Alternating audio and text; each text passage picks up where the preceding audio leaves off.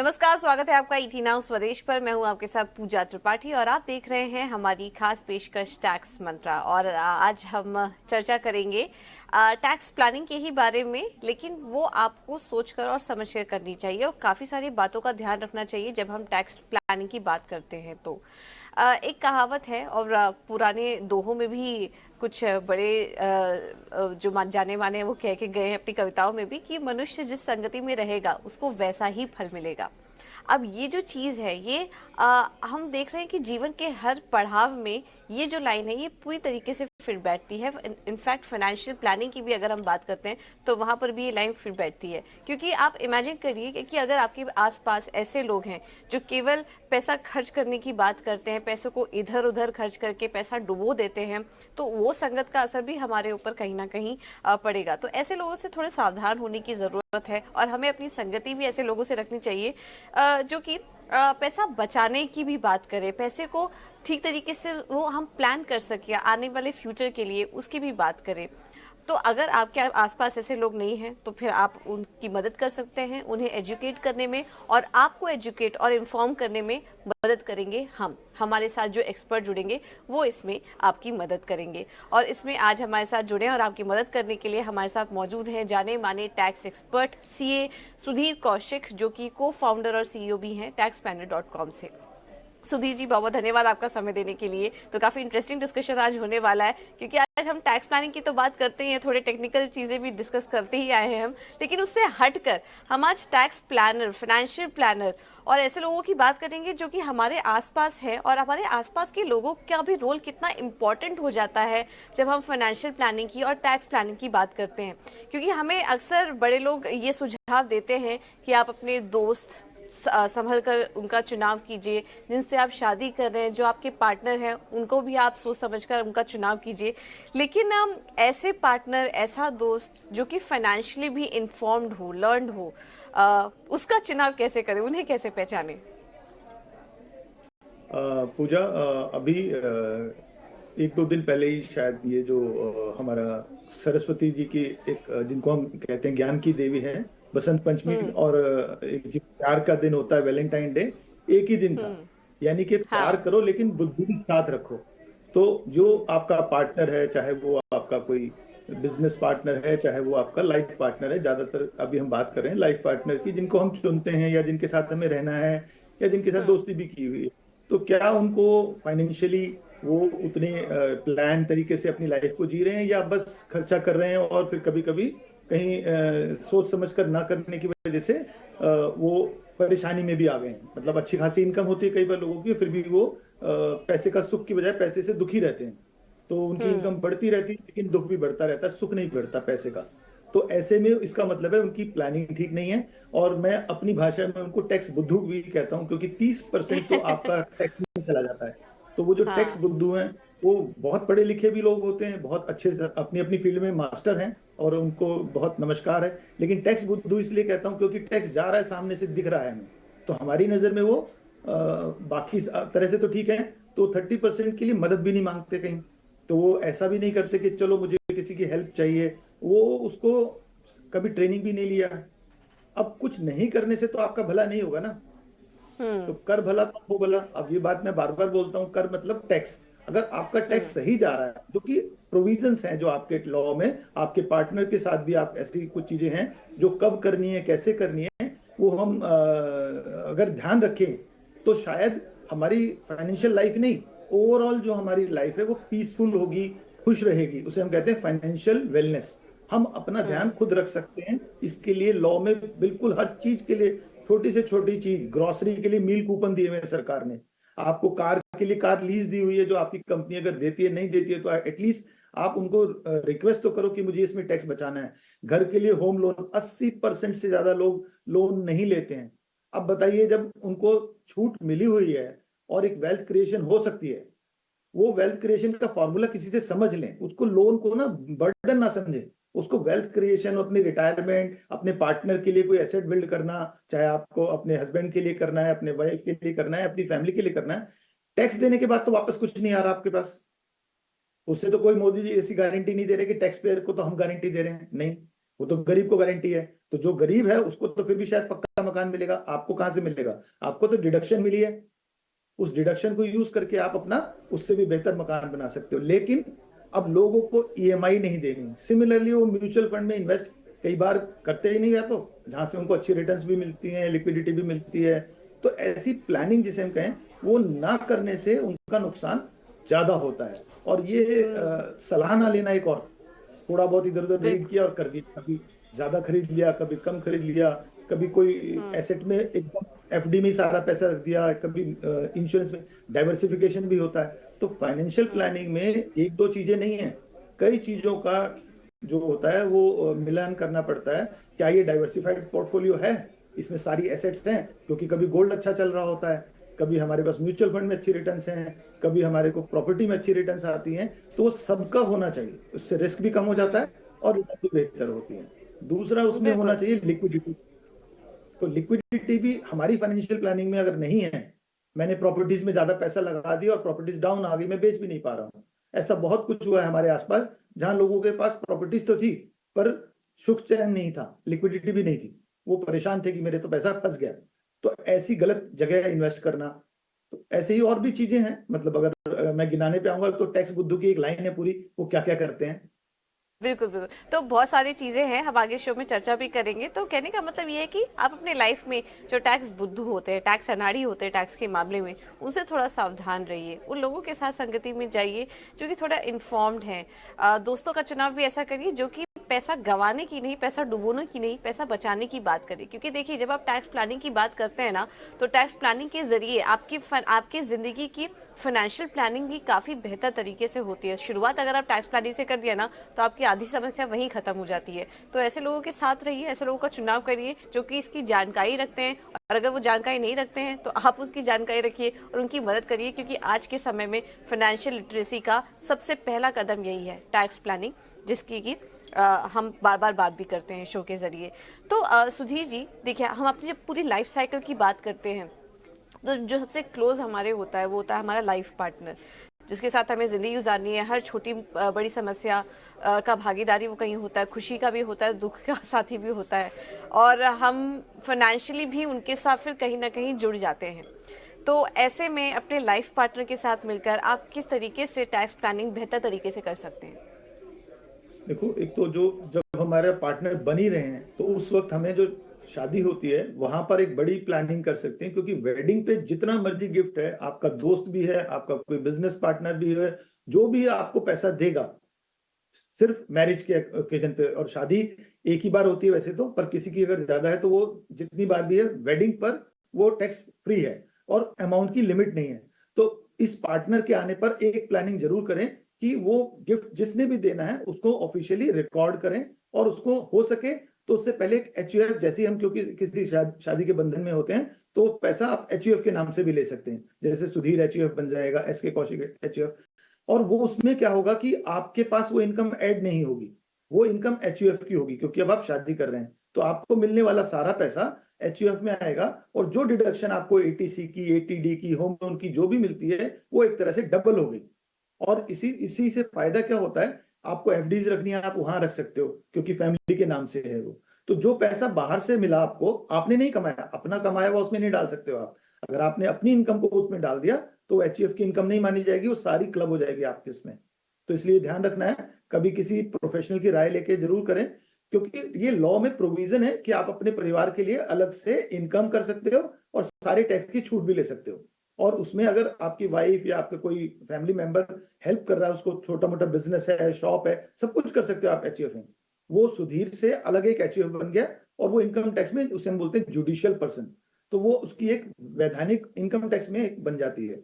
अब उसमें आपके इनहेरिटेंस से भी पैसा मिल रहा है, दादा दादी, नाना नानी, कोई चाचा, जो भी आपकी फैमिली पैसा दे रही है वो आपके परिवार को दे रही है। वो सुधीर कौशिक को नहीं देती, वो किसी पूजा को नहीं देते, वो देते हैं आपके परिवार को। तो वो पैसा भी एचयूएफ में लेने से फायदा ये है कि आपकी जो, क्योंकि आप ऑलरेडी 20 या 30% स्लैब में हो, वहां पर स्लैब शायद जीरो का हो या ना हो, कोई स्लैब या 10%।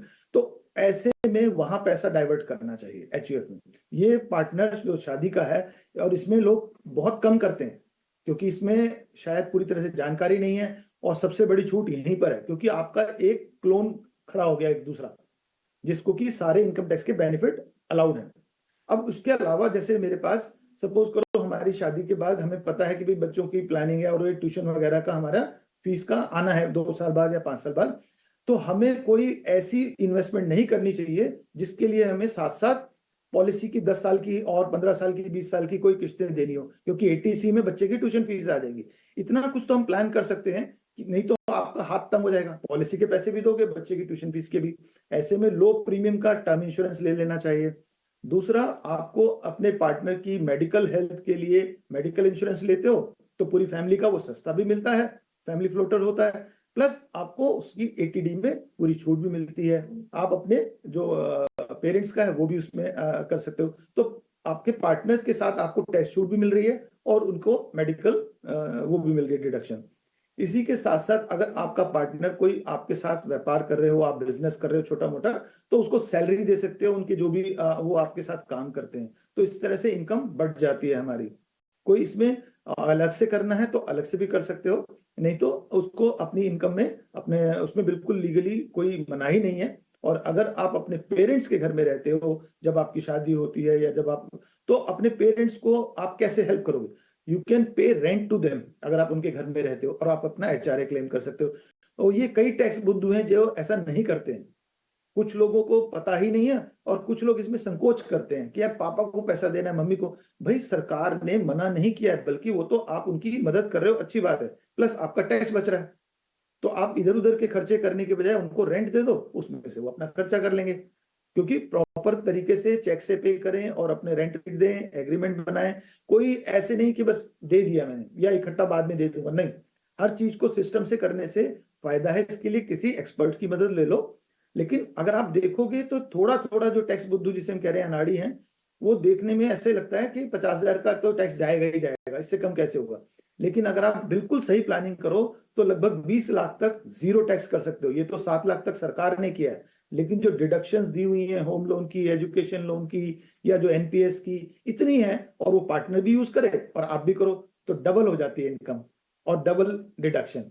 तो ऐसी गारंटी सरकार ने टैक्स पेयर को भी दी हुई है, और ये गारंटी मतलब लॉ में है। ये मैं कोई अपनी तरफ से कुछ भी नहीं बता रहा हूं, मैं तो किताबों में जो लिखा है उसको बता रहा हूं। और पार्टनर को, अगर आपका पार्टनर आपसे कम जानता है तो इसमें संकोच ना करें, क्योंकि पैसा तो घर से ही जा रहा है।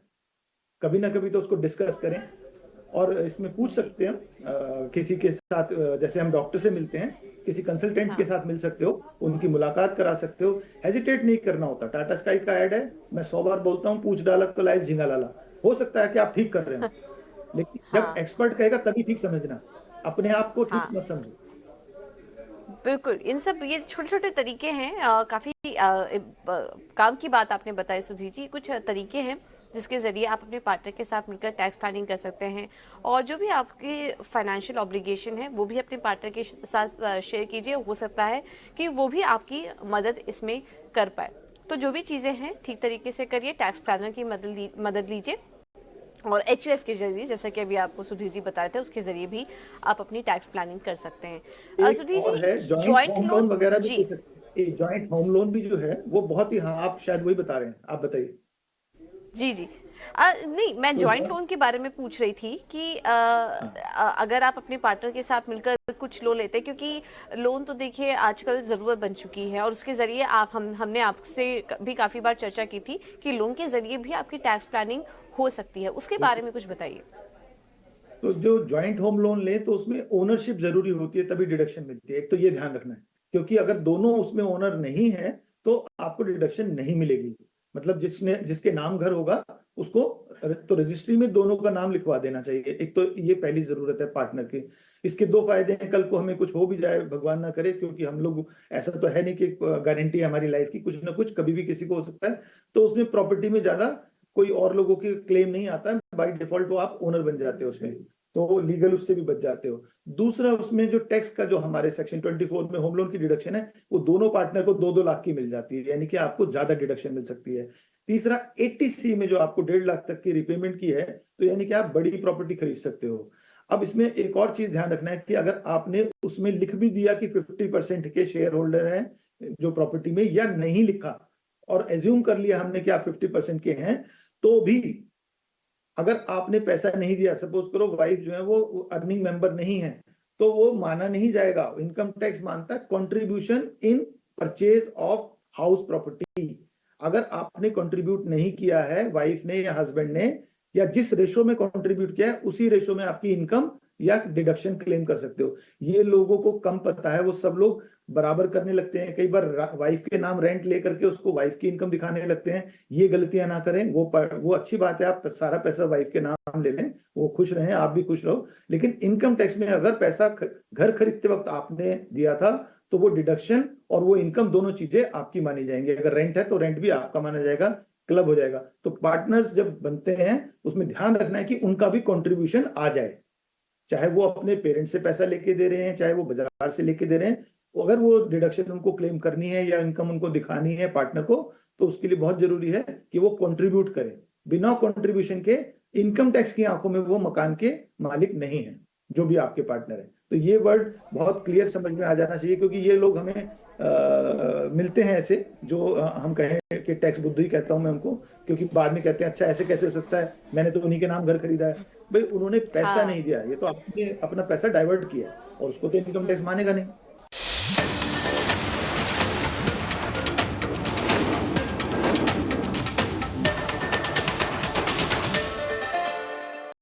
अब आते हैं गिफ्ट्स पर। गिफ्ट्स वैसे बहुत ब्रॉड टॉपिक है, लेकिन इसमें हम सिर्फ पार्टनर्स को कवर नहीं करेंगे, क्योंकि गिफ्ट में जब हमें मिलता है तो काफ़ी सारे लोगों से गिफ्ट मिलता है। भाई बहन को गिफ्ट देता है, दोस्तों से भी गिफ्ट मिलता है, जब शादी होती है तो उसमें कई सारे गिफ्ट्स हमें मिलते हैं।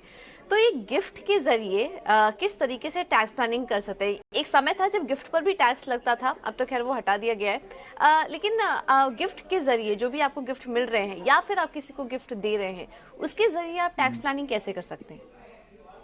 देखो, फैमिली में, या जिसे हम कहेंगे कि भाई जो हमारी ब्लड रिलेशन में जो है, वो तो सब टैक्स फ्री है। अगर मेरे भाई मुझे कुछ पैसा देता है, मेरी मदर मुझे कुछ पैसा देती है, वाइफ की बात अलग है, वो क्लबिंग में चले जाएंगे, सिर्फ लाइफ पार्टनर की बात करें। लेकिन अगर मेरा मेजर बेटा है या बेटी है, मैं उसको जितना चाहे दे सकता हूं। अगर सपोज करो मेरे पास 50 लाख रुपए की एफडी है और मेरे बच्चे की उम्र 18 साल हो गई है, तो मैं अपना पैसा उनके नाम से रख सकता हूं। इससे क्या होगा, वो इनकम उनकी मानी जाती है, वो इंटरेस्ट इनकम उनका है भी उन्हीं के लिए, क्योंकि उनकी शादी या पढ़ाई के लिए आपने रखा हुआ है। तो उस पर आपका टैक्स 0 हो सकता है, क्योंकि अगर आपको 4 लाख मिल भी गया या 5 लाख ब्याज मिल भी गया, तो उस पर तो कोई टैक्स है नहीं आजकल, तो बच्चे के ऊपर कोई टैक्स नहीं लगेगा। और आपका एकदम से 5 लाख पे लगभग 1 लाख 1.5 लाख जो भी टैक्स लग रहा था वो 0 हो जाएगा, और ये लीगल है। आप अपने बच्चे को जितना चाहे ट्रांसफर कर सकते हैं। दूसरा, अगर मेरे को बाहर से पैसा लेना है, किसी ब्लड रिलेशन में नहीं है, या ऐसे ही पैसा आप अपने पेरेंट्स के नाम रख सकते हो, अगर उनकी कोई इनकम कम है या नहीं है, तो इससे एफडी वगैरह के लिए हम ऐसे शिफ्ट करने के लिए कई बार कहते हैं, सलाह देते हैं लोगों को। लेकिन ये भी देखना है, पता लगा पैसा भी गया और बच्चा भी गया, कोई बच्चे कोई पागल ना बना दे। तो इतना समझदार भी होना चाहिए बच्चा, और आपके पास अकाउंट्स के सारे क्रेडेंशियल्स होने चाहिए, क्योंकि कभी कभी बच्चे भी बातों में आ जाते हैं किसी की, तो वो पैसा के साथ साथ बच्चे का भी कहीं हमें नुकसान ना हो। देखभाल, मतलब टैक्स बचाएं, पर उसको सावधानी से करें। सिमिलरली, जब हमारे पास बाहर से पैसा आता है किसी और मित्र से या किसी और से, तो उसकी लिमिट 50,000 है। अगर कोई मुझे 1 लाख रुपए देगा, तो 1 लाख मेरी इनकम है, आप समझ रहे हो। 51,000 देगा तो 51,000 इनकम में जुड़ जाएगा सेक्शन 56 में। हाँ, वो मेरा ब्लड रिलेटिव है तो नहीं लगेगा। लेकिन उसके अलावा कोई मुझे पैसा दे रहा है और वो मेरे बिना किसी काम के दे रहा है, मेरी सैलरी नहीं है या मैंने कुछ बेचा नहीं है, सिर्फ गिफ्ट है, तो वो मेरी इनकम में जुड़ता है। तो इसलिए उनसे पैसा लेना है तो शादी के टाइम पर ही ले सकते हो, उसके अलावा आपके पास ऑप्शन नहीं है। वो भी अभी सरकार ने छोड़ा हुआ है। किसी दिन लगता है कि वो भी हो सकता है कि शादी पर भी कोई लिमिट आ जाए, इससे ज्यादा गिफ्ट नहीं लेना है। अभी अनलिमिटेड है, आपका जो भी अच्छा दोस्त है, जो भी आपका ब्लड रिलेटिव नहीं है, उससे आप लाख करोड़ जितना चाहे ले सकते हैं, शादी के अलावा नहीं ले सकते। तो उसको अपनी इनकम में दिखाना जरूरी है। जिन लोगों को लगता है कि दिखाने सरकार नहीं पकड़ सकती है, या सरकार को क्या पता मैंने किससे क्या लिया है, आपका पैन नंबर आपके बैंक अकाउंट में है, और उस बैंक अकाउंट की सारी ट्रांजैक्शंस अब जो है ट्रैक होती हैं। इसी तरह आपका सोशल मीडिया ट्रैक होता है, उससे इनके पास एक इनसाइट प्रोग्राम चलता है, जिससे अंदाजा लगा लेते हैं कि आपका रहन सहन, आपका खर्चा कितना है, आपने हाथ में कैसी घड़ी पहनी है, कितने का सूट पहना है, कितना। तो वो एआई बिल्ड हो चुकी है, वो कोई आदमी बैठ करके नहीं कर रहा है, सिस्टम उसको ऑफिसर्स को इन्फॉर्मेशन दे रहा है और उसके अनुसार वो आपको नोटिस भी भेज रहे हैं। अभी लगभग सुना है कि 1.5 करोड़ लोग जिनको ने रिटर्न फाइल नहीं किए। आप अपने पार्टनर्स को देखो, खासतौर पे जब हम शादी करते हैं हम बहुत सारे चीजें वेरीफाई करते हैं और इस एज में शुरू शुरू में लोगों को टैक्स की जानकारी कम होती है। ऐसे में उन्होंने रिटर्न भी नहीं फाइल किया सपोज करो और उनका टीडीएस कट रहा है, तो दो नुकसान हुए। एक तो रिफंड नहीं मिलेगा अगर बनता है तो, जब तक रिटर्न नहीं फाइल करेंगे। दूसरा, अब जब सरकार नोटिस देगी तो सरकार 100 की जगह 300 रुपए टैक्स ले सकती है। अगर आपका टैक्स बना 100 तो सरकार पेनल्टी लगा सकती है अप टू 300%। अगर आप खुद देते हो तो आपको शायद 100 रुपए ही देना था, या जो भी 1000 10,000 जो भी टैक्स था। कम है तो क्या हुआ, दूसरा आपको लेट फीस भी देनी पड़ेगी 1000 या 5000 जब भी रिटर्न बाद में फाइल करोगे। छोड़ेगी तो इसलिए नहीं क्योंकि वो आपका टीडीएस में डाटा आ गया है। ऐसे कुछ ड्राइवर्स हैं जिनका टीडीएस कटता है, छोटे जो काम कर रहे हैं उनको लगता है 1-2% कट गया तो भूल जाते हैं। लेकिन इसका मतलब सरकार ने तो नेटवर्क ही तो बढ़ाना था। जिसका टीडीएस कट गया है वो रिटर्न नहीं फाइल करेगा, सरकार को तो पूरा पता है, चाहे वो आपकी इनकम 2.5 लाख से जरा सी भी ज्यादा है, वैसे भी आप उसमें हो लीगल।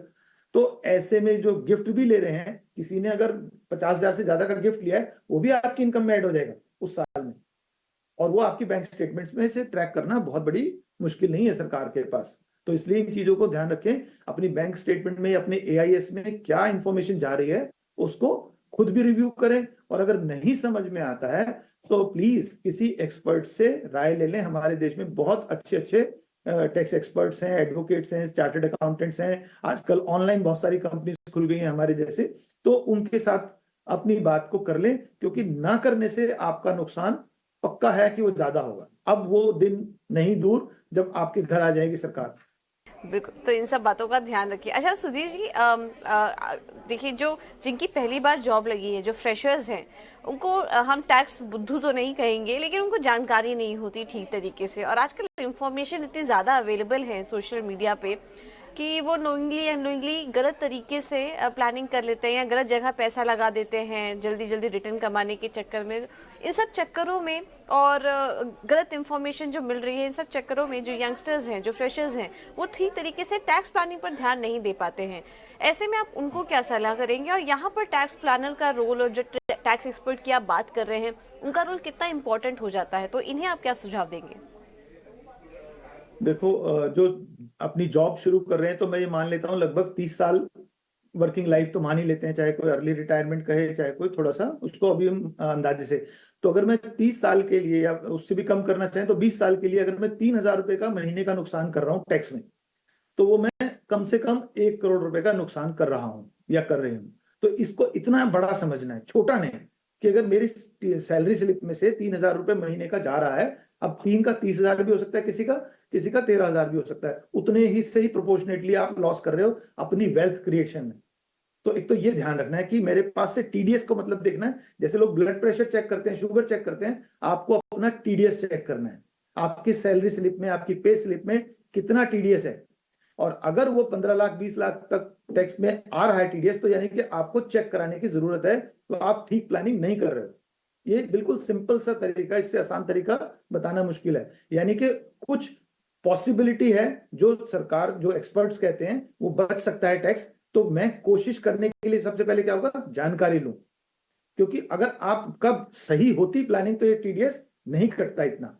और आपको जानकारी इसलिए नहीं होगी क्योंकि आपने प्रोफेशनली टैक्स की कोई ट्रेनिंग थोड़ी ली है। आपने पढ़ाई किस चीज की है, हो सकता है इंजीनियरिंग की हो सकता है मेडिकल की हो सकता है कोई सेल्स की हो। जब आपने किसी चीज को पूरा जाना ही नहीं, कोई आपकी फील्ड में एक्सपर्ट हो सकता है, अगर आपने मीडिया की जानकारी ली है तो आप मीडिया का काम अच्छे से कर सकते हो। अगर आपने टैक्स की पढ़ाई नहीं की है, कई बार एचआर में भी लोग जो कंपनसेशन प्लान करते हैं वो लोग भी इतना टैक्स में एक्सपर्ट नहीं होते, पर्सनल फाइनेंस में, लेकिन वो बड़े सारे एम्प्लॉयज की, खासतौर पे छोटी कंपनीज में मैंने अभी देखा है कि वो ठीक तरह से सैलरी स्ट्रक्चर देते ही नहीं ऑप्शन एम्प्लॉयज को, क्योंकि डरते हैं डिपार्टमेंट से कि कहीं हमें कोई नोटिस ना आ जाए। लेकिन अगर आप देखो अच्छी बड़ी कंपनीज ने, they have given lot of option to save taxes. उन लोगों ने अपनी पॉलिसी को इतने अच्छे तरह से डिजाइन किया है। तो आप अच्छी कंपनी में काम करते हैं तो ये देखो कि आपके पास ऑप्शन ज्यादा होगी, और कोई छोटी कंपनी में इधर उधर काम करता है, वो माइक्रो हो, एमएसएमई हो या कोई स्टार्टअप बिजनेस हो, उनको भी अपने एम्प्लॉयज को सैलरी स्ट्रक्चर अच्छा देना चाहिए, फ्लेक्सिबल देना चाहिए। और एम्प्लॉयज आप अपने उसमें जो भी ऑप्शन है उनको ज्यादा से ज्यादा यूज करोगे तभी आपका भला होगा। ये इसमें कोई सेकंड थॉट नहीं होता है कि आप इमोशनल होके बैठ जाए, मैं ये नहीं करूंगा, मैं ये नहीं करूंगा। भाई सरकार ने आपके लिए जितना सही सोचा था वो दे दिया है।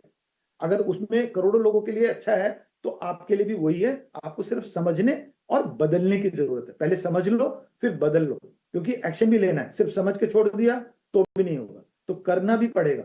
और अच्छी आदत, जैसे आप जिम जाके अपनी हेल्थ बनाते हो या एक्सरसाइज करते हो, वॉक करके हेल्थ अच्छी होती है तो आप हैप्पी लाइफ निकालती है ना। अगर वेल्थ भी अच्छी होगी तो और अच्छी होगी। नहीं तो फाइनेंशियल स्ट्रेस कहते हैं 47% जो है हमारा फाइनेंशियल होता है। टोटल जो स्ट्रेस है उसमें लगभग आधा जो है फाइनेंशियल है, इमोशनल जैसे रिश्तों का होता है, इसलिए आधा पैसों का है। अगर पैसे का सुख पूरा है तो हमारा आधी टेंशन दूर हो जाएगी। तो इसलिए इसको प्लानिंग करो और टीडीएस को नजर रखो, है कहां पर बैंक में कट रहा है, यार इस एफडी को मैं कहीं शिफ्ट कर सकता हूं जहां मेरा टैक्स ना कटे। जहां जहां आपका टीडीएस लग रहा है समझ लो कि वो दिखाने की जरूरत है और उसको बचाने की जरूरत है। अब कई बार आपका टीडीएस कटा और आपको 1 साल बाद 2 साल बाद रिफंड मिला, तो उसको भी बचा सकते हो। आप पहले से ही फाइल कर सकते हो डिपार्टमेंट को कि मेरा टीडीएस ना काटा जाए। ऐसा हो सकता है और वो इसलिए करना चाहिए क्योंकि सरकार आपको 6% की रिटर्न देती है जो आपके रिफंड पे, जबकि आप म्यूचुअल फंड में 16% की भी पा सकते हो। तो अपने पैसे को काम पे लगाओ और सही काम पे लगाओ। लव योर मनी, मैं ये भी कई बार बोलता हूँ, अपने पैसे को प्यार करो। पार्टनर को तो करते ही हो, अगर पैसे को प्यार करोगे तो पार्टनर भी आपको प्यार करेगा। नहीं तो आपको टैक्स बुद्धू समझ के हर रोज शिकायत ही सुनने को मिलेगी। बिल्कुल बिल्कुल। सुधीर जी बहुत बहुत धन्यवाद आपका समय देने के लिए। बहुत अच्छी चर्चा रही और हम उम्मीद करते हैं कि जो भी सजेशन आपने दिए उससे हमारे दर्शकों को भी मदद हो। चलिए इसी नोट के साथ सुधीर जी बहुत बहुत धन्यवाद आपका एक बार फिर से, और हमारे सभी दर्शकों का भी बहुत बहुत धन्यवाद हमें देखने के लिए। और अगर कुछ डाउट है आपके तो वो आगे हमें आप पूछ सकते हैं, हमें मेल कर सकते हैं। चलिए फिलहाल इस शो में इतना ही, मुझे दीजिए इजाजत, नमस्कार।